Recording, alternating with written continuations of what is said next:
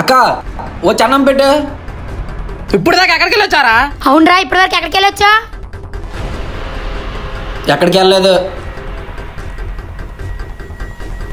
మళ్ళీ ఎక్కడికి వెళ్ళిపోతున్నావు? ఊరి మీద తిరగడానికా? ఎందుకు అలా అరుస్తున్నావు? అయినా నచ్చింది చేస్తాను, నచ్చిన దగ్గరికి వెళ్తాను. ఇప్పుడు ఏంటి?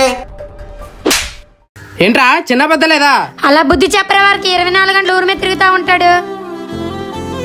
ఇక్కడ ఎందుకెళ్ళా తిరగడం? నాతో పాటు వచ్చేసి అక్కడ ఏదో పని చేసుకోవచ్చు కదా.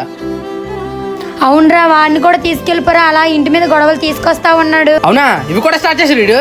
అవునరా, రోజు వీడు బాధ పడలేకపోతున్నావురా. అరే రే, ఎక్కడికి వెళ్ళిపోతున్నా? అవునరా, ఏమనంటే చాలా సైలెంట్గా వెళ్ళిపోతా ఉన్నాడు. వాడే మెల్లిమెల్లిగా మారుతాడులే అక్క. అవునరా, నువ్వు చెప్పింది జరిగితే బాగుండ్రా. సరే గాని ఇంకేంట్రా విశేషాలు? ఏముంటాయి అక్క, మన ఊరు జాతర అయిపోతే వెళ్ళిపోవడం. సరే గాని అన్నం తిందు పదరా.